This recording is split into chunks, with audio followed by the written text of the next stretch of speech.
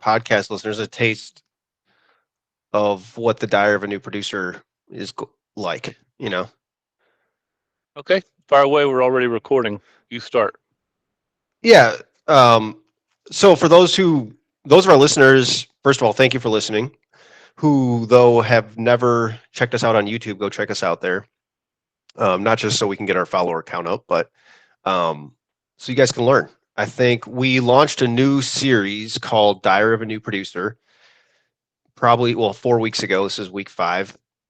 And Trey, I know you and I, when we first started, we always talked like, oh, we wished we would have given people more behind the scenes, like a week by week look at what we're going through, right?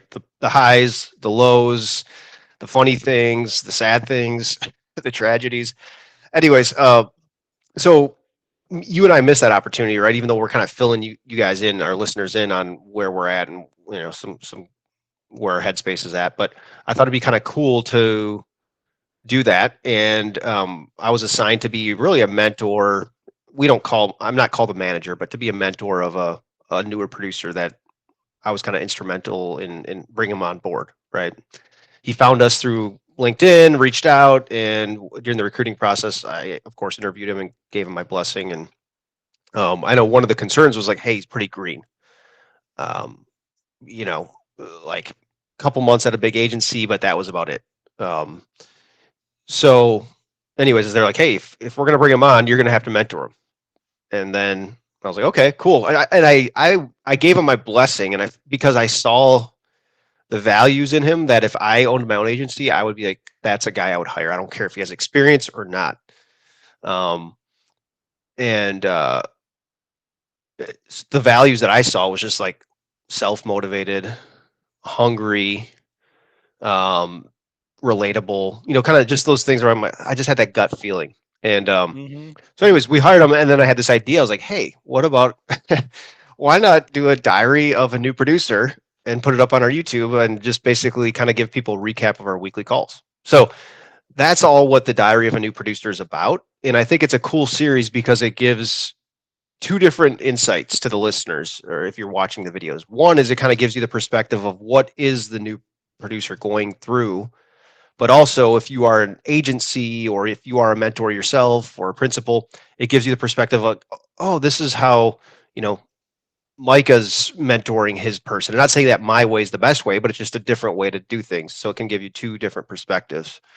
And yeah, anyways, so I think we started off this show, Trey, like with me talking about that because I was mentioning like, hey, I had a really good weekly call with our incognito. That's what we're calling this new producer.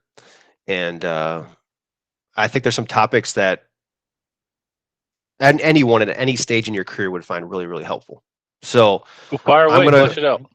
yeah. So all right, one of the biggest things that I took out of this, I always ask about his cold calls, right? Because he makes about 150 to 200 a week, and this was kind of an interesting. But I said, hey, what are you saying? Like exactly? He's like, call, say, hey, I'm Ian with XYZ agency, and then he's like, I say, how have you been? That's my first question. And then they answer, and then he says, hey, you're probably going to hate me. This is a cold call. You weren't expecting my call, but can I just ask you a quick question about your insurance? Sure, go ahead. Hey, are you guys planning on doing any sort of due diligence this year? That's it. And so last week, he's like, man, I have like 4 follow-up laters, hot leads. And he's like, everyone, and I set 2 meetings and people just seemed really receptive. He's like, the week before, he's like, no one was. And I was like, perfect. You finally discovered why you can try every different type of script. You can even do my "Are you in charge of" script, that I've kind of transferred to. But I used to do the "How have you been" script. It doesn't really matter. You gotta make the calls. But here's the biggest thing that does matter. And this was he said this, not me, but I know we've said this before. And he said, hey, I feel like when I ask a question and I'm coming from a genuine place of curiosity, it lowers the person's zone of resistance, right? And they're just more open to having a conversation. I'm like, dude, if I could record what you just said and just blast it to everyone, that is like what we've been preaching about, the whole mindset mentality first before you even say any word or syllable comes out of your mouth. Um, and then this is the other cool part about that. He said, and it also helps when they say no, because I used to feel like I was kind of getting rejected. And now I realize they're not really rejecting me. They're just happy. I asked them a genuine question. They don't need help. And then he said, it's kind of like what Trey says about self-selecting. I said, yes. So, uh, anyways, I thought that was pretty cool. I don't know anything you want to add to that. No, I don't know what I'm going to add to that. That's pretty much dead on. It's I guess the only thing is you know when we have scripts or we try to follow a playbook, like obviously the words and what you say and all that matter, but like it's all the little things, the inflection, the tone, it's all that really makes a difference. It's just such these subtle little subconscious cues. And like you said, the only way to, the best way to actually do it is, instead of pretending, just to actually just be genuinely interested, or, uh, you know, to be genuine when you're asking it, I guess. Not just, hey, here's the question I need to ask so that I can get to the end I'm looking for. It's like, like what you talked about on the sheet, like, who needs help today? Yeah. And so I'm just looking for that ideal prospect. And so I'm just going to call and ask the question and be genuinely interested in their response. And I'm genuinely trying to find someone who needs help. And if you don't, that's fine. And it's starting from that right point makes your tone and all of those little things that matter. That's what, I don't know. I'm kind of repeating myself, but I think you know what I'm saying. It's when you're starting from the right place, the tone and inflection and all that stuff is naturally going to come out correct. Exactly. Yeah, exactly. I mean, and that's why mindset is so critical. And like, I know actually when you and I first started talking, and I think we were talking about the course, and I said, man, there's got to be something on mindset. No one talks about mindset. Like, and I think you kind of laughed at first. You're like, oh, this Rob Doss stuff's getting to your head. But it's so, I mean, it is like, I think you know that now, but and I think you always probably knew it, but no one really talks about how important it is. And it just sets the tone. Your tonality sets the tone for the whole call, and your mindset sets the tone for your tonality. So, and your internal belief system, right? Like, also, like he said at the end, like, I don't take calls personally. And that's where we talk about detaching from the outcome. And I think people confuse that with, well, I care. I do care about my sales. I don't want to be that weak, beta male who doesn't care about their sales or whatever. Like, I'm proud to care. And like, no, you're missing the point. Like, detaching from the outcome doesn't mean you stop caring. It just means that whatever happens after you've said what you got to say and put your best foot forward, you're not going to take it home with you, right? You're not going to like beat up yourself. It's not going to reflect on you personally. Like, man, I lost that deal. It doesn't mean that, like, I'm a terrible person or I suck or whatever. And maybe you do, and you got to look in the mirror and reflect. But I think that's the whole detaching from the outcome part that people get confused with. It doesn't mean you don't care about the result, right? You do care. Also, it means that, you go through that process, put your best foot forward. You enjoy that process as you're doing it, and you kind of enjoy the game. I had a post on that last week about enjoying the game. And like, insurance is just a big Sim City game to me. Building a book is just like building my city. I'm adding fire stations, bridges, highways, Mm-hmm. upgrading buildings. Like, that's all I'm thinking about. And it's just fun. Didn't Dan Go come out with a newsletter about something like life being a game this week or something? No, Dan Coe did, Dan Co. Yeah. but he's not. So the one that I know of, there's this guy named Packy McCormick. He's like a big online. I think he was into crypto. He's like big thought leader in the online space, and he kind of started that. He wrote this white paper on why life is like a video game. And so if you're Gotcha. looking for like a really interesting read, I would go read that. Alan Watts talks a lot about that too, and I know it's like a Buddhist philosophy about taking everything lighthearted kind of thing, like laugh, kind of seeing the humor in everything. Should I laugh or cry, and kind of like, uh, and I think there is a lot of truth. We can take everything so serious, especially in insurance. It's like, it's kind of a serious product. Obviously, people's businesses at stake, and it can be tough selling stuff, and in the business world, it can feel so serious. And I think sometimes just take a step back and like just laugh about things or kind of see it as a game can help reduce your own Mm-hmm. internal, pressures that you Mm-hmm. put on yourself. What else you got on that bullet list from Ian? Yeah. Okay. So the other thing that was cool is the due diligence deal. Um,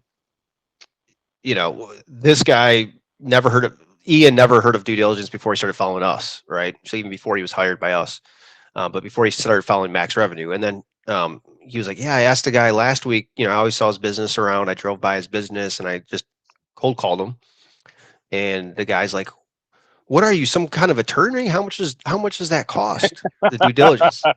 Because he asked, he's like, "Hey, do you ever do any due diligence?" And he's like, "Well, what do you mean by due diligence?" And he said, "Well, like make sure your rates are competitive, do a market analysis, just make sure you're in the best spot possible." And that's all he said. And the guy's like, "No, what are you, like an attorney? How much does that cost, man?" Like, and I was like, "Dude," and he laughed. Ian Perfect. did, and I was like, "Yeah," I was like, "Dude, you like that when you get a prospect to say that and ask that question, you are like doing it right. Like that is like you know the sign from the universe that that you are explaining due diligence correctly, right? Because that means they see enough value in what you just said, and you just know, boom, in their head they saw value to even ask what does that cost, because they wouldn't even ask that Yeah. question if it wasn't valuable to them. Mm-hmm. Um, so that was Nobody's kind of cool. asking how much it costs for a policy audit. No, no, or how much it cost for yeah, a quote or anything like that. So yeah, no, I thought that was really cool.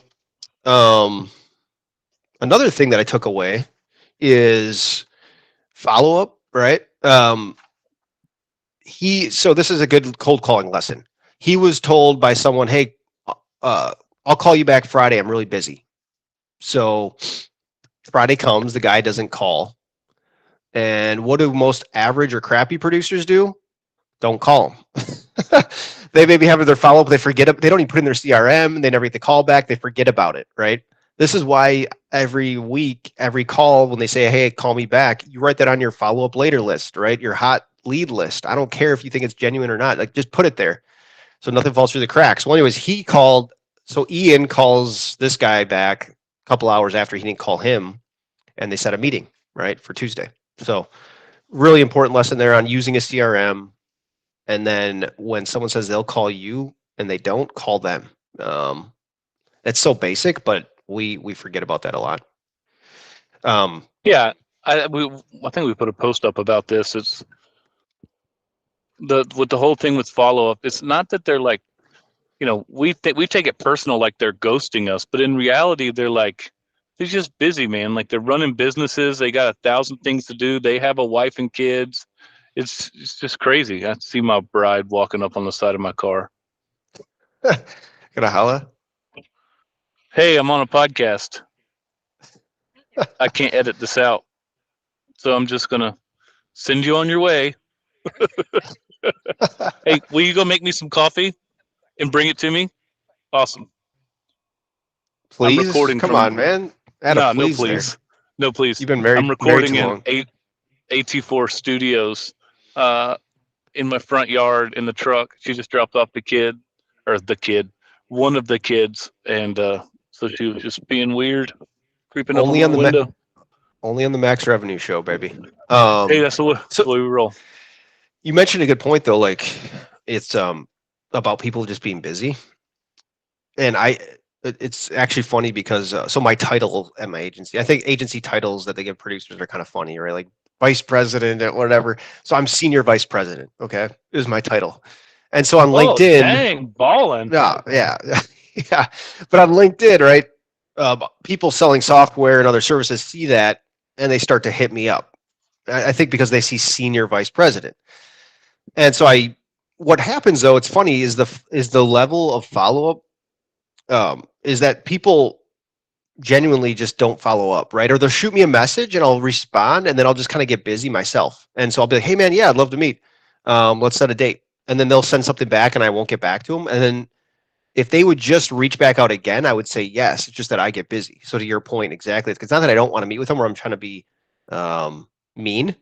I just literally forgot kind of. I got a lot of other stuff I'm trying to work on, and me keeping track of my LinkedIn inbox or even an Outlook email is like low on my priority list. So yeah, to all those people out there trying to sell me something, don't get offended when I don't get back to you. You know, um, it's just the name Are of the you game. encouraging salespeople to persistently follow up with you? I feel like that's a dangerous road to. Uh, Um, all right. So while we're on this topic of mentorship, might as well segue into the newsletter, which went out last night. And basically, long story short, this kind of just positioned it as not everybody has the luxury of having a mentor like your boy Ian, and so you can kind of supplement for that with two people. Um, some number one being somebody in your office or in your network or just another producer that you know that you can like. It's kind of like your sounding board that you can bounce stuff off of. It's a tough industry, super can be defeating and demoralizing, and so you need somebody that that you can share the bad with, and they'll talk you off the cliff when things get rough. Um, I've had a couple of these people, uh, but a little bit. But most of the guys that I would try to do this with, they were kind of like that. They were kind of past that validation point. They had, 400, 700, $800,000 books. And so like they would listen, but they weren't like in the trenches like I was. And so there was this guy who was in the cube next to me at my other place, that he and I would share some stuff. And then somewhere along the way, I stumbled across this cat named Micah Salas, and one phone call turned into 1,000. And for the last year, or last couple of years actually, you've kind of filled that role in a lot of ways. And so, if you don't know, Mike and I have never actually met in person, um, which is funny. But somehow ended up co-founding a company together. But anyways, I say all this to say that like just find a peer who's kind of in that spot where you are. I would say the mentorship. You were somewhat of a mentor early on, but you weren't really that peer until we had kind of both left our agencies together, and you yeah, were rebuilding, and I was rebuilding. Not that I had a whole lot to rebuild, but anyways, so peer producer that you can share the ups and downs with. And then the second one being what I called the wise old wholesale broker. Uh, and you really were the one that kind of turned me on to this. So I'll let you riff. I'll let you riff on this. But tell me about wholesale brokers and finding a good relationship there and how they can be of like huge value. yeah. And I would preface that by saying it depends kind of what market you're calling into though a little bit, because if you are writing something that's all standard, right, having a wholesale relationship probably doesn't matter. Well, it could But also be an underwriter at a standard carrier. Same, correct, kind yeah, of same yeah, difference. Actually, that's what I was going to say. the guy who's kind of my biggest in that area, he's an underwriter. Yep. But anyways, go ahead. So yeah, so the reason I like the wholesale or having a good relationship to finding that wise old wholesaler is we talk a lot about a couple things: market knowledge being critical in a way to differentiate yourself. A wholesale broker sees so much high volume of deals and so many different types of deals that you could call them and ask them a question, and then you can go back in front of a client or a prospect and sound like a freaking expert, right? Like we talk a lot about niching, and I think niching really does help, but I've sold several accounts that I'm not niched in. And I think the client, I know a lot about insurance, right? But I don't know a lot about dynamite stick manufacturer, right? Or like I do a lot of, but I can call my wholesaler who's done 3 or 4 dynamite stick manufacturers or a gun manufacturer, which has been some real life scenarios, and I sound like an expert. He could tell me the market rates, he could tell me the coverage issues, the lines. He's like, there's only 3 markets that write that thing. You can go start to regurgitate that in front of your clients and prospects. You're like, wow, you really know your stuff, man. Like, client, you got to understand, like, you don't need to know it all to be seen as an expert. That's the other thing too. But so, anyways, wholesalers are that. Yeah, that just with the property market, if you're big into property, that they can obviously be huge there. But like builder's risk, I've had a lot of good wholesaler interactions on those products. Um, and then the liability side. So that's why I'm a fan. It's just one, it helps you sound like an expert. Two, it gives you some market when you're doing your own due diligence. It helps give you that market knowledge that you want to go back and share with your clients. And like you said, Trey, with the underwriters, if you have a really good underwriter relationship, they'll tell you. Like when we do our market, I think that's one of the coolest things that we've started talking about is the market analysis side of the due diligence. Because when you bring that back to a buyer, they can see you've done your homework. They can see you know what you're talking about, and they can see you have a specific plan if they were to hire you. Talk about instilling confidence. Dang, I hire Micah. He's going here, here, and here because those are the best carriers for me, he said.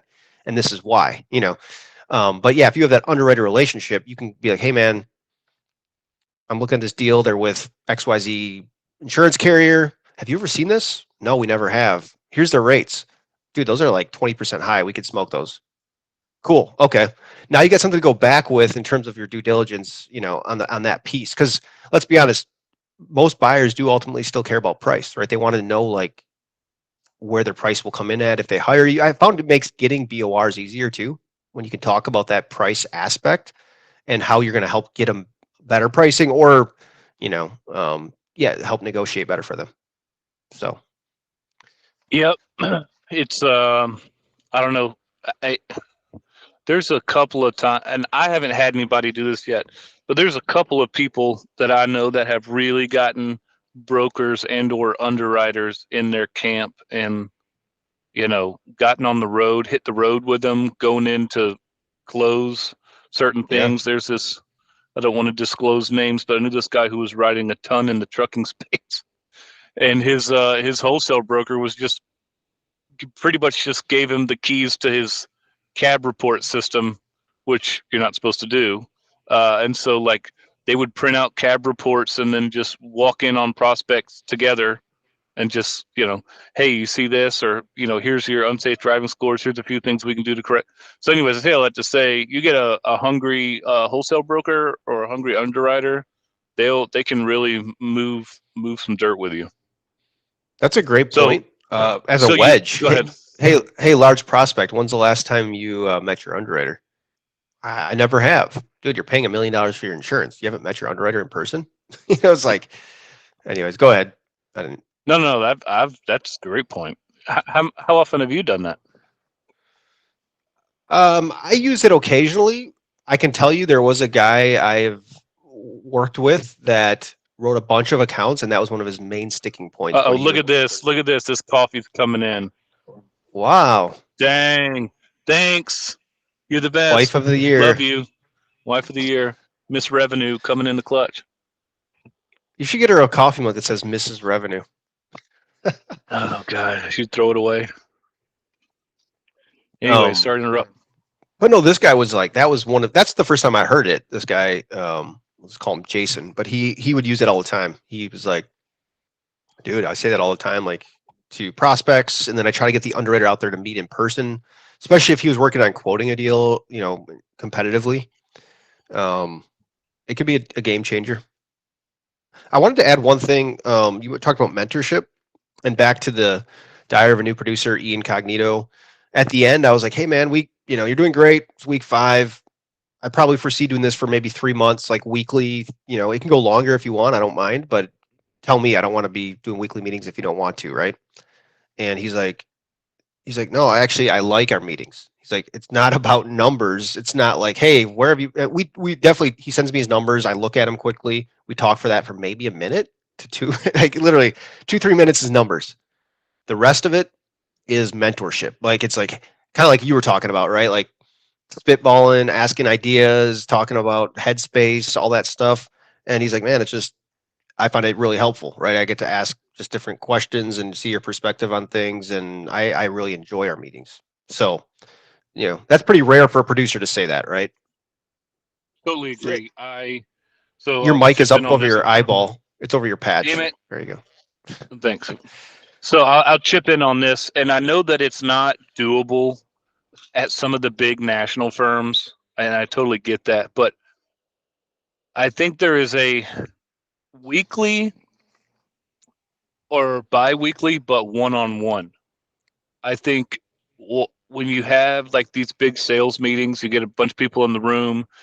Then you have like then it's not just the dynamics of you and that person. It's also the other people in the room, and so a lot of people don't want to speak up. And then there's always the guy who always talks, and then he eats up too much of the space.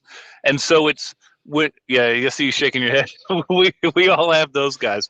Uh, anyways, I think so. In a previous career, I worked for a AAA baseball team. I was the head of sales, and I would have at any time 4 to 5 full-time salesmen underneath me, and then 5 to 6 interns. And I would get so much more accomplished by just they would come into the office, we would talk one-on-one, versus like we had Monday morning staff meetings, and it was so pointless, so pointless. In like the stuff they would bring up in the office would be of so much more value, and it's specifically tailored to them versus like me coming in and being like, today we're going to discuss role play. And then so then they're like, then it's the weird dynamics of them like role playing in front of their peers, and ultimately they're going to get over all that, but like they should get over all that. My point is like I just think there's so much value on that 1v1. The problem is the reason why it doesn't happen a whole lot is because it takes time and you actually have to care and be invested. And so many of, and I kind of threw shade on it in the newsletter, so many of these firms, and I've been at them, you've got guys who have their books and they have sailed off into the sunset. And basically they'll just look back once a month at the numbers and be like, oh, here's where you are. I need you to get your numbers up. And it's like, that's the furthest thing from effing mentorship. Nobody's going to grow like that, right? Like, got to have somebody that's in the trenches with you and coaching you along the way. Um, so I don't know. There's a lot of reasons why our industry is the way it is, but this guy, Ian, if you're listening, you were a lucky son of a bitch because most people out there do not have what you have. So don't take it for granted, or I will personally hunt you down and chop you off at the knees. Walk the plank. Yeah, walk the Make them plank. walk the plank. Yeah. Yeah, it's funny you mentioned like those preset agendas for sales meetings. Like this week we're going to talk about this. This week we're going to talk about how to overcome I'm happy. That's fine, but it gets so like stale. And this is funny. I was thinking about that this weekend, like my LinkedIn content. I would be like the LinkedIn gurus, if they saw the way I did my LinkedIn stuff, would absolutely crap their pants and like call me like the worst person in the world. Like, don't ever follow my advice. Because literally, guys, if you're following me on LinkedIn, I come up with my stuff as it happens. Like nothing's preset for the whole week. And I'm not saying you should do this if you want to grow your LinkedIn brand, but it's like people always ask me like, man, how do you do it? It's like I literally pull my ideas from meeting with clients, interactions with other producers, conversations with you. Like I just pull it from real life and then apply it to who I can help. Right. And that's all I do. And it's not the best way, but I think it just makes it more interesting. Even in our show, how many times do we get here and we kind of just base it on what we're going through in the trenches, right? It's like, it's the most valuable stuff when it's actually happening. So. I agree. But I think I got a 9:30 prospect call. Yeah, I was going to say, I was going to let you run. It's getting close. Yeah. You got a couple, if you have anything else you want to add, cool. Otherwise. No, I guess if you have a mentor, take care of them and treat them right. Value their time because there's not a lot of good ones out there, at least in my experience. And if you don't have one, that's okay. You can supplement with these two, right? You kind of have the broker / underwriter who's giving you the market knowledge and the coverage expertise. They're kind of giving you that knowledge piece. And then you find that peer producer and they're kind of providing that, coaching and encouragement. And so you can kind of blend the two together to get what you would get out of a good mentor. So yeah, it's definitely doable. I know plenty of guys who have done it without a quote unquote mentor, or I mean, definitely without being seated business. So Yep. Perfect. Well, all right, I just let's had shut it another down. idea that we got to Oh, talk about okay, offline. No, okay. after this, I got to talk to you about a business idea. We got to meet in person first. It's got to happen I one know. day. All right, All right. adios, everybody. Have a great week. Adios. Give them hell.